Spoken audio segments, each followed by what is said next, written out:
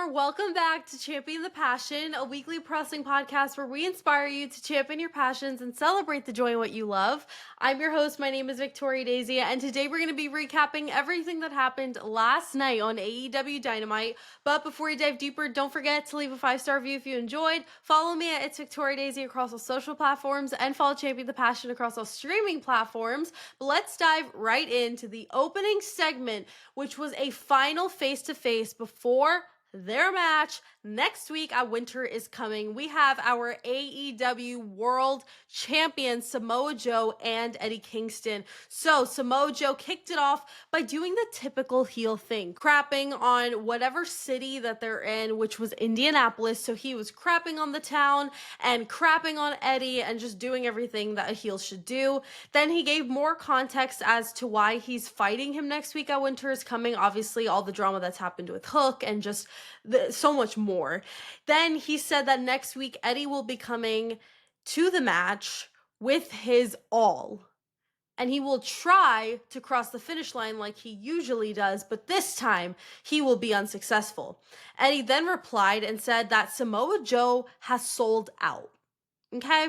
Then he said that everyone calls him a hothead, but he said the reason for that is because he gets stuff done, and if he wasn't a hothead, he wouldn't get stuff done. And that was mainly used as a threat to Samoa Joe, which definitely made Joe step back a bit, which I thought was pretty cool. He said that this version of Samoa Joe he doesn't know or respect. He then said that if he doesn't bring that Joe, he will eat him alive, which I love because obviously he's referring to the babyface version of Samoa Joe, which we're not getting.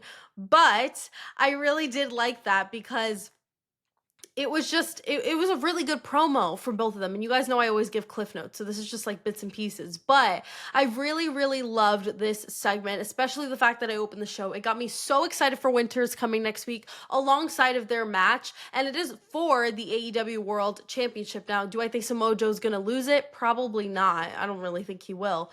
But it still has me super excited. All right, the first match of the night was for the Continental Classic, specifically the Gold League. We had Pac versus Kazuchika Okada. Now, this was an interesting matchup to say the least, but it turned out to be a really good match. I thought they worked really well together, and I felt like it was just really electric and exciting. But in the end, Kazuchika Okada won and now gets 3 points added to his board, and now he moves on in the Gold League of the Continental Classic, which I think is pretty cool. The next match is also for the Continental Classic. We had Kyle Fletcher versus Kevin Knight. Now, this was an awesome match, okay? Both of these wrestlers are so amazing in the ring. They are epic high flyers that just did really the coolest spots ever and made the match all that it was. And their wrestling style really reminds me of the Young Bucks or even someone like Javon Evans, that really crazy high fly. And I love that. They're some of my favorite wrestlers, specifically high flyers. So getting to watch that match was absolute heaven, and I loved it. But in the end, Kyle Fletcher won and now gets 3 points added to the Gold League in the Continental Classic, which now makes him the person with the most points right now at 6 in the Gold League. After, Don Callis got on the mic to praise Fletcher for his victory, and when he handed the mic to Kyle, he said that he was not feeling the greatest, but he is ready. Then Don continued by addressing what happened last week with the Young Bucks, and he said that they made a huge mistake and they will pay. And speaking of pay, he also reminded them that he has their money, and so he called them out saying if, they could step up to the plate, then they could step up to the plate. And they did. They came out. I was so excited. And it turned into an entire brawl, which, led to giving a BTE's trigger to Kyle and just this whole craziness. And then after they retrieved the money, Okada came out from behind with Hechicero and Josh Alexander, and they just got outnumbered and it was crazy. Then Jurassic Express came out and they cleaned house, but it didn't last for long because then more members of the Don Callis family came out. And then finally, there he was. Kenny Omega came out for the save, and this was such cinema. I love Kenny. You guys know he's one of my goats. And he truly cleaned house permanently this time. And he isn't somebody to mess with, and he proved that last night. And then after, they kind of just like all went face to face. And now I'm really hoping that this could be like a really big tag match at World's End in a couple of weeks. I feel like that would be really fun. So crossing my fingers for that. The next match we had was for the semifinals of the AEW Women's World Tag Team Championship match. We had Megan Bayne and Marina Shafir versus Toni Storm and Mina Shirakawa. Now this match was wild, and for context, it was a hardcore holiday style match, which we all know is right up their alleys. So at a point, Marina Shafir was hitting Mina with a frying pan on her stomach. Yeah, over and over and over again. It was absolutely wild. People were stabbing each other with kendo sticks, going through tables, being pushed through a pool of tacks, and truly everything you would hope and wish for in a match, especially a hardcore match at that. And then towards the end, Luther returned, which is Tony's butler, so glad he came back, and he was dressed as Santa Claus, and he served as a distraction for Marina and Megan, which let Toni Storm take advantage of the situation and win the match, which means that her and Mina are now advancing to the finals to face Willow Nightingale and Harley Cameron for the inaugural AEW Women's World Tag Team Championships. I believe that match happens next week at Winter Is Coming. I believe. Don't quote me on that, but I'm pretty sure.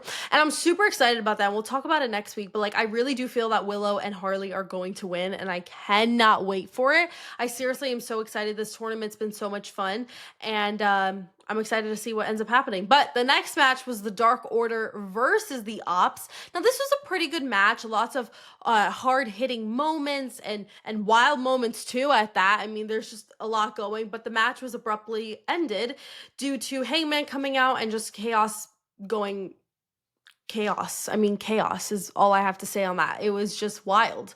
It happened in a split second, and that was pretty much that. But let's head to the main event, the final match of the night for the Continental Classic in the Blue League. We had Claudio Castagnoli versus Jon Moxley. Now, this was a great match. I love seeing these two in the ring together since we don't get to see them go face to face that often for obvious reasons. And, you know, they were going at it, okay? So much blood, so much intensity. It was great. But in the end, Claudio Castagnoli won and now gets 3 points added to the Blue League and his on the board in the Continental Classic, and now he holds 6 points. He's the person with the most points in the Blue League, so that's very exciting. And now let's head to my overall thoughts, because overall, I thought it was a really good show, okay? Dynamite has been killing it, and obviously Full Gear was a week or two. No, it was 2 weeks ago already. Oh my gosh. And yeah, it's just been, they've been killing it, and I've been loving the product. And last night was no exception, excuse me. And my match of the night, hands down, went to that Continental Classic match with Kyle Fletcher and Kevin Knight. It was so good. I already told you guys why. The high fly action, it was all cinema. I loved it so much. My segment of the night was definitely the opening segment with Samoa Joe and Eddie Kingston. I love those two. I thought it was really good. Lots of great one-liners, and just really got us super hyped for their match next week at Winter Is Coming. And overall, I'd rate the show about an 8 out of 10, so pretty high rating for Dynamite, which I'm super excited about. Now that we are entered in December, we literally only have technically 3 big shows left, and that is it for 2025. This Saturday, we have NXT Deadline. The week after, we have WWE's Saturday Night's Main Event, and I believe 2 weeks from that will be AEW World's End. So we are concluding the year with a bang, and I truly cannot wait to continue talking wrestling with you guys. Next month in January, we are celebrating Champion the Passion's 1-year anniversary, which I'm so excited about.